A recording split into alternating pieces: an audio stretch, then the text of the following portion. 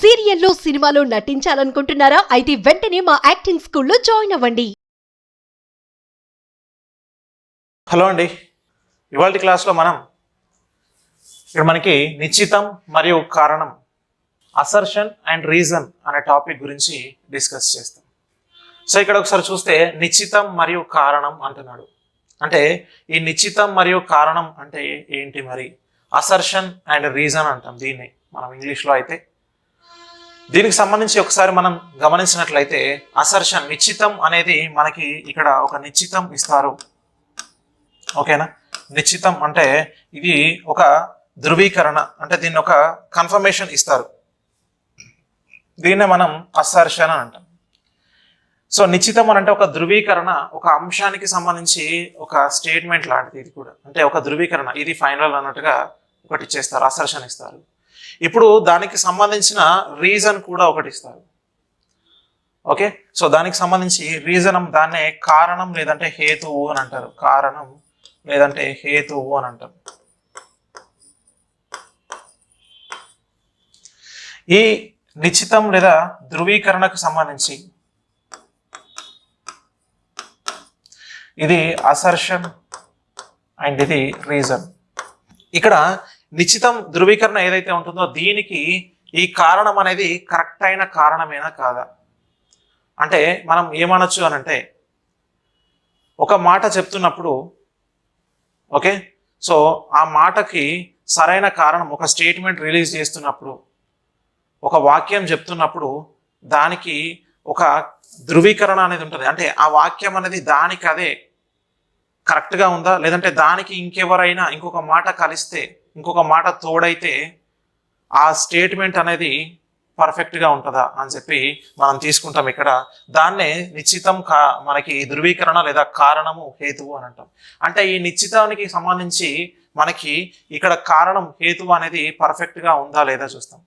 కొన్నిసార్లు కొన్ని వాక్యాలకు సంబంధించి, కొన్ని నిశ్చిత వాక్యాలకు సంబంధించి అసర్షన్స్లో డైరెక్ట్గా సింగిల్గానే ఆ నిశ్చిత వాక్యం అనేది, అసర్షన్ అనేది ట్రూ అవుతుంది. కొన్నిసార్లు దాన్ని బలోపేతం చేయడానికి, ఆ అసర్షన్ని బలోపేతం చేయడానికి దానికి ఒక రీజన్ ఉండాలి. అంటే ఒక మాట మాట్లాడుతున్నప్పుడు అది నిజం అవ్వాలి అని అంటే దానికి ఇంకొక హెల్ప్ఫుల్ వాక్యం కావాలి కదా మనకి. ఓకేనా?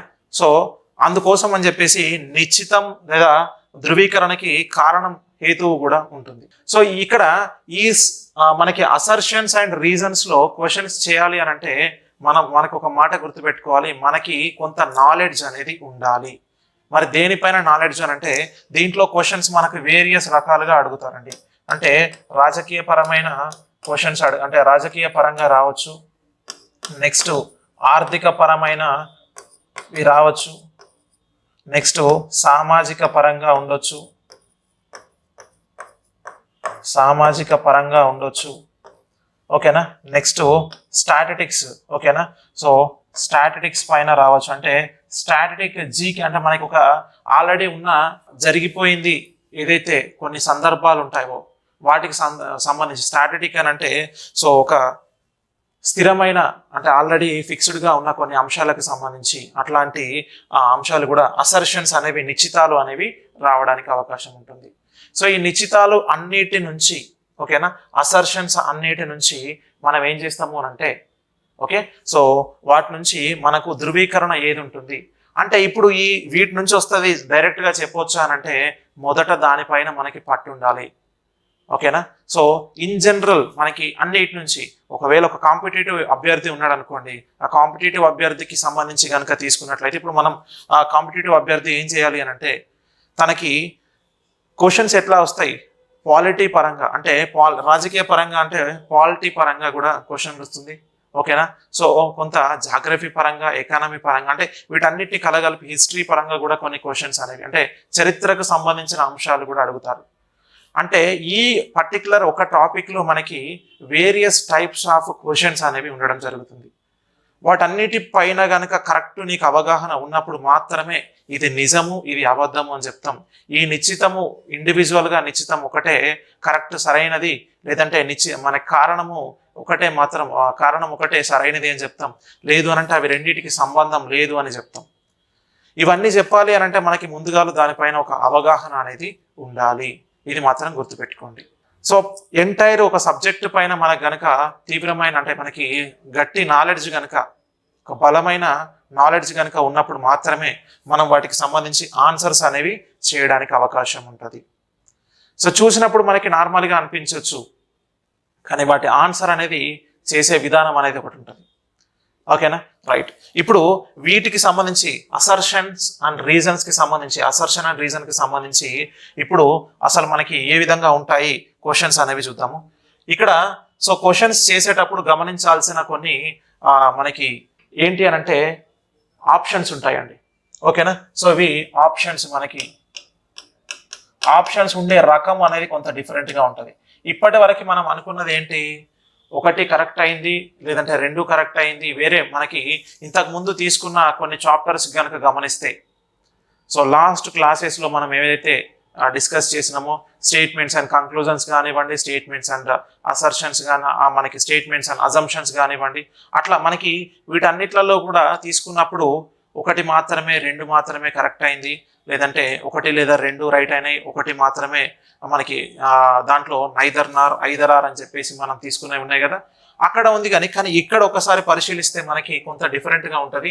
సో మొదటి దాంట్లో ఏ మరియు ఆర్ రెండు సరైనవి అంటున్నాడు. సో ఇక్కడ రెండు సరైనవి అంటున్నాడు, మరియు ఆర్ ఏకు సరైన వివరణ అంటున్నాడు. అంటే ఇక్కడ మనం ఏం మాట్లాడుకున్నాం, ఏ అంటే అసర్షను, ఆర్ అంటే రీజను. సో ఆర్ మీన్స్ ఏంటి అని అంటే రీజన్ అమ్మ. ఓకేనా, సో ఇది రీజన్ అంటాం, ఇది అసర్షన్ నిశ్చితి అని అన్నాం కదా. సో ఇది నిశ్చితి, దీన్ని కారణము అని అంటాం. ఓకేనా, సో ఇది కారణము. ఇప్పుడు ఈ అసర్షన్ అండ్ రీజన్ కి సంబంధించి ఒకసారి తీసుకున్నట్లయితే మనకి ఇక్కడ అసర్షన్ ఏదైతే ఉంటుందో, మనకి నిశ్చితి ఏదైతే ఉంటుందో దానికి కారణం ఏది అంటే, దానికి కారణమైంది ఆ నిశ్చితి అనేది ఏదైతే ధృవీకరణ ఉందో అది అట్లా కావడానికి కారణం ఒక బ్యాక్గ్రౌండ్లో ఉంటుంది. ఓకేనా, సో అది కావడానికి కారణం ఏదైతే ఉంటుందో ఆ కారణాన్ని మనం ఐడెంటిఫై చేయాల్సి ఉంటుంది. అంటే ఒక వాక్యంలో, నిశ్చితి వాక్యంలో ఈ నిశ్చితి రైట్ అయింది అని అంటే దీనికి ఈ కారణం వల్లే. ఓకేనా, సో ఈ కారణం వల్లే ఇది రైట్ అయింది అని చెప్తాము. అప్పుడు ఈ కారణం వల్లే రైట్ అయిందా అని చెప్పేసి చెప్పొచ్చు. లేదు, ఇండివిజువల్గా నిశ్చితి కరెక్టే, కారణం కరెక్టే, కానీ ఈ నిశ్చితి ఏదైతే ఉంటుందో అంటే ఆ ధృవీకరణ అసర్షన్ ఏదైతే ఉంటుందో దాన్ని బలోపేతం చేయడం కోసం ఈ కారణం యూజ్ అవుతుందా, యూజ్ అవ్వదా అని మాట్లాడతాం. అంటే ఆర్ ఏకు సరైన వివరణ అంటే ఇక్కడ అసర్షన్కి ఈ కారణం అనేది కరెక్ట్ వివరణ ఇస్తుందా ఇయ్యదా అనేది మనం తీసుకోవాలి. ఒకవేళ కరెక్ట్ వివరణ ఇస్తే ఎట్లా ఉంటుంది, కరెక్ట్ వివరణ ఇవ్వకపోతే ఎట్లాంటి ఆప్షన్ తీసుకుంటాం. సో ఒకవేళ కరెక్ట్ వివరణ ఇచ్చింది అనుకోండి, ఎస్ ఇదే తీసుకుంటాం. ఒకవేళ నెక్స్ట్ ఇంకొకటి చూసినట్లయితే సెకండ్ దాంట్లో ఏ మరియు ఆర్లు రెండు సరైనవి కానీ ఆర్ ఏకు సరైన వివరణ కాదు అంటున్నాం. సో ఫస్ట్ వీటి గురించి మనకు ఒక ఐడియా ఉంటే అసలు ఏది తీసుకోవాలి ఏది తీసుకోవద్దు అనేది మనకు తెలుస్తుంది ఒరిజినల్గా అయితే. ఓకేనా, సో ఇప్పుడు ఒకసారి మనం ఇక్కడ గమనించినట్లయితే ఏ మరియు ఆర్ రెండు సరైనవి కానీ ఆర్ ఏకు సరైన వివరణ కాదు అంటున్నాం. అంటే ఇండివిజువల్గా నిశ్చితి అనేది, కారణం అనేది ఇవి రెండు కూడా కరెక్టే అయినాయి, కానీ ఈ ఏదైతే అసర్షన్కి ఈ రీజన్ అనేది పర్ఫెక్ట్గా లేదు, రీజన్ అనేది బలోపేతం చేయట్లేదు. ఈ రీజన్ వల్లే ఈ అసర్షన్ వచ్చింది అనేది మనం ఖచ్చితంగా చెప్పలేం. కాబట్టి ఇది సరైన వివరణ కాదు. అంటే ఈ కారణం అనేది సరైనది కాదు, దీన్ని ప్రూవ్ చేయడం కోసము అంటున్నాం. ఇక్కడ నిశ్చితి అని అంటే ప్రూవ్ చేస్తున్నాం, ఒక విషయాన్ని మనం ప్రూవ్ చేస్తున్నాం. అది ప్రూవ్ చేయడానికి మనకి సాక్ష్యం ఏదైతే ఉంటుందో ఈ కారణం అనేది సాక్ష్యం అవుతుంది. ఇంకా జనరల్గా చెప్పాలి అని అంటే కారణం సాక్ష్యం అయినప్పుడు మరి ఇది కరెక్ట్గా దానికి బలోపేతం చేస్తుందా లేదా అనేది కనుక చూస్తే సెకండ్ దాంట్లో అలా కాదు అంటున్నాం. నెక్స్ట్ థర్డ్ది చూడండి, ఏ సరైనది ఆర్ తప్పు అంటే ఇండివిజువల్గా ఇస్తున్నాడు. అంటే ఇండివిజువల్గా ఏంటి, ఇక్కడ ఏ కరెక్ట్, ఇది ఆర్ అనేది తప్పు ఉన్నది.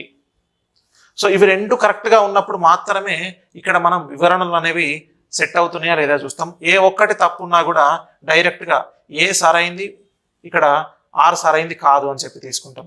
నెక్స్ట్ ఇక్కడ నాలుగో దాంట్లో చూస్తే ఏ తప్పు కానీ ఆర్ సరైంది, అంటే ఏ ఒకటి తప్పు ఉన్నప్పుడు ఇంకొకటి రైట్ ఉన్నప్పుడు, నెక్స్ట్ ఇంకొకటి తప్పు ఉన్నప్పుడు ఇంకొకటి రైట్ ఉన్నప్పుడు, ఇట్లా సో ఆల్టర్నేటివ్ వేస్లో తీసుకున్నప్పుడు ఎట్లా ఉంటుంది అంటే ఈ విధంగా. నెక్స్ట్ ఇక్కడ ఫిఫ్త్ దాంట్లో చూస్తే రెండు కూడా రాంగ్ ఉన్నప్పుడు ఎట్లా ఉంటుంది. సో రెండు కూడా రాంగ్ అయితే ఒకవేళ, సో మనకి అసర్షన్ అండ్ రీజన్స్ కూడా రెండు రాంగ్ ఉన్నప్పుడు దీనికి వెళ్తాం. మాక్సిమం అసర్షన్స్ అండ్ రీజన్స్ లో మనకి తప్పు రెండు ఉండవు, ఖచ్చితంగా అట్లీస్ట్ ఒకటి మాత్రం రైట్ ఉంటుంది. అది రెండిట్లలో ఏ అండ్ ఆర్, ఈ రెండిట్లలో అసర్షన్ అండ్ రీజన్స్ లో ఏదో ఒకటి మాత్రం ఖచ్చితంగా రైటే ఉంటుంది. రెండు రాంగ్ ఇచ్చేది అసలు మాక్సిమం ఉండదు. రెండు రైట్లు ఉంటాయి, ఓకేనా. సో ఏదైనా ఒకటి తప్పుగా ఉండడానికి అవకాశం ఉంటుంది తప్ప రెండు రాంగ్ గా ఉండడానికి ఎట్టి పరిస్థితుల్లో కూడా అవకాశం లేదు, ఓకేనా. రైట్. ఇప్పుడు మనం నెక్స్ట్ చూసినట్లయితే ఇప్పుడు క్వశ్చన్స్ లోకి వెళ్ళిపోదాం. మనం అసలు ఒరిజినల్ గా క్వశ్చన్స్ అనేవి ఎట్లా వస్తాయి, క్వశ్చన్స్ లో ఆ నిశ్చిత అసర్షన్ కి సంబంధించి మనం రీజన్ ఎట్లా మనం వెతుకుతాం, రీజన్ ఎట్లా మనం అసైన్ చేస్తాము అనేది చూద్దాం, ఓకేనా. రైట్. నెక్స్ట్ ఇప్పుడు ఒకసారి క్వశ్చన్స్ అనేవి పరిశీలిద్దాం. ఇక్కడ సో మొదటి క్వశ్చన్ కనుక గమనిస్తే, ఈ క్రింది ప్రశ్నలో రెండు వాక్యాలు కలవు, వీటిలో ఒకటి నిశ్చితి, ఓకేనా, నిశ్చితి వాక్యం ఏ మరియు ఇంకొకటి హేతువు లేదా కారణం ఆర్, వాటి నుండి సరైన సమాధానం గుర్తించండి అంటున్నాడు. ఇప్పుడు ఇక్కడ ఉన్న రెండు ఏదైతే మనకి ఈ ప్రశ్నలు రెండు ఉన్నాయి, నిశ్చిత వాక్యము నెక్స్ట్ కారణం అనేది. సో దీనికి ఇక్కడ మనకి ఇంకా వేరే ఏముండదు. నిశ్చిత వాక్యంలో ఏదైతే ఉంటుందో అది కారణానికి సంబంధించి ఇది ట్రూ అవుతుందా, ఒకవేళ ఇది ట్రూ అయితే దీన్ని ఇది సపోర్ట్ చేస్తుందా లేదా చూస్తాం, ఓకేనా. రైట్. ఫస్ట్ అసర్షన్ చూస్తే ఎలక్ట్రిక్ బల్బులోని ఫిలమెంట్ మండదు, అయితే అది మెరుస్తున్నప్పుడు దాని ఉష్ణోగ్రత 2700 డిగ్రీ సెల్సియస్ ఉంటుంది అంటున్నాడు. ఇక్కడ చూడండి మనకు ఒక సైన్స్ కి సంబంధించిన విషయం ఇచ్చాడు. అంటే దీని గురించి మనకు అవగాహన ఉన్నప్పుడు మాత్రమే మనం కరెక్ట్ ఆన్సర్ చెప్పగలుగుతాం. లేదు మనకి అవగాహన లేకపోతే ఇటువంటి వాటికి సంబంధించి ఆన్సర్ చెప్పగలుగుతాం అని అంటే, ఇంతకు ముందు చాప్టర్స్ లో మనం తీసుకున్నవి ఇన్ జనరల్ అంశాలు, అక్కడ ఉన్న దాన్ని బట్టి మనం ఆన్సర్ చేయగలిగినాం కొంత. కానీ ఇక్కడ కంప్లీట్ గా ఒక సబ్జెక్ట్ నాలెడ్జ్ ఉండాలి, సబ్జెక్ట్ అవేర్నెస్ ఉన్నప్పుడు మాత్రమే వీటికి సంబంధించిన ఆన్సర్స్ అనేవి మనం చేయడానికి అవకాశం ఉంటుంది. ఇక్కడ ఎలక్ట్రిక్ బల్బులోని ఫిలమెంట్ మండదు అంటున్నాడు. ఎస్, ఎలక్ట్రిక్ బల్బులోని ఫిలమెంట్ మండదు అనేది కరెక్టే. అయితే అది మెరుస్తున్నప్పుడు దాని ఉష్ణోగ్రత 2700 డిగ్రీ సెల్సియస్ ఉంటుందట. ఎస్, అవును, అంతే కదా. సో ఎలక్ట్రిక్ బల్బులోని ఫిలమెంట్ అనేది, ఓకేనా, సో మధ్యలో ఒక తీగ లాంటి ఉంటుంది కదా, సో అది మీకు తెలిసే ఉంటది, అది మండదు, ఓకేనా. సో ఎందుకు మండదు అని అంటే లోపల దానికి ఆక్సిజన్ అనేది ఉండదు కాబట్టి, ఓకేనా. సో ఏదైనా మండాలి అని అంటే ఆక్సిజన్ దాంతో ఉన్నప్పుడు మాత్రమే, ఆక్సిజన్ కలిసినప్పుడు మాత్రమే మండుతుంది కాబట్టి సో అక్కడ మండదు. అది మెరుస్తున్నప్పుడు దాని ఉష్ణోగ్రత అనేది 2700 డిగ్రీ సెల్సియస్ వరకు ఉంటుందంట. సో చాలా హీట్ ఉంటుంది అని చెప్తున్నాడు. Yes, of course. ఇప్పుడు ఇది నిశ్చితం కరెక్టేనా, నిశ్చిత వాక్యం ముందుగా అంటే ఎస్, నిశ్చితం అనేది కరెక్ట్ గానే ఉంది. నెక్స్ట్ కారణం చూద్దాం. సో కారణం చూస్తే కారణం ఏముంది, బల్బు ఫిలమెంట్ టంగ్స్టన్ తో తయారు చేయబడింది అంటున్నాడు. సో ఫిలమెంట్ ఏదైతే ఉంటుందో ఈ ఎలక్ట్రిక్ బల్బులో మనకి ఫిలమెంట్ అనేది, ఓకేనా, సో టంగ్స్టన్ తో తయారు చేయబడింది. ఎస్, ఆఫ్ కోర్స్, టంగ్స్టన్ తోనే ఆ ఎలక్ట్రిక్ బల్బులో అది తయారు చేయబడింది కాబట్టి కారణం కూడా కరెక్టే. అంటే ఇండివిజువల్ గా నిశ్చితం కరెక్టే, ఇండివిజువల్ గా కారణం కరెక్టే. ఇప్పుడు మనం చేయాల్సింది ఏంటి అని అంటే, మరి ఈ అసర్షన్ కి ఈ రీజన్ తో కంపారిజన్ ఉంటుందా, దీన్ని ఈ కారణం అనేది అసర్షన్ రీజన్ అనేది బలపరుస్తుందా లేదా, దాన్ని సపోర్ట్ చేస్తుందా లేదా అనేది ఇంపార్టెంట్ ఇక్కడ, రైట్. ఒక్కసారి కనుక ఇప్పుడు చూస్తే ఎలక్ట్రిక్ బల్బులో ఫిలమెంట్ మండకపోవడానికి ఇక్కడ టంగ్స్టన్ తో తయారు చేయబడడానికి ఏమైనా కారణం ఉందా, అంటే దీనికి దానికి పొంతన ఏదైనా ఉందా అంటే ఇండివిజువల్ గా రెండు కరెక్టే, కానీ ఈ కారణం వల్ల అది అలా మండకపోవడం జరుగుతుందా అనేది కావాలి. అంటే ఈ కారణం వల్లే ఫిలమెంట్ అనేది మండట్లేదు అనేది ఉందా, కాదు. సో ఇవి రెండు ఇండివిజువల్ గా కరెక్టే, కానీ ఈ ఏకి ఆర్ సరైన వివరణ కాదు అని అంటాం. కాబట్టి ఏ అండ్ ఆర్ రెండు సరైనవి, రెండు సరైనవి అంటే అసర్షన్ నిశ్చిత వాక్యము అండ్ కారణం రెండు సరైనవి, కానీ రీజన్ అనేది ఆర్ అనేది ఏకి, ఓకేనా, ఆర్ అనేది ఏకి సరైన కారణం కాదు, ఓకేనా.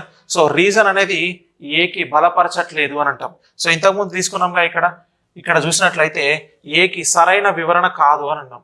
సో సరైన వివరణ కాదు అంటున్నాం కాబట్టి ఏకి సరైన వివరణ కాదు అని అంటాం,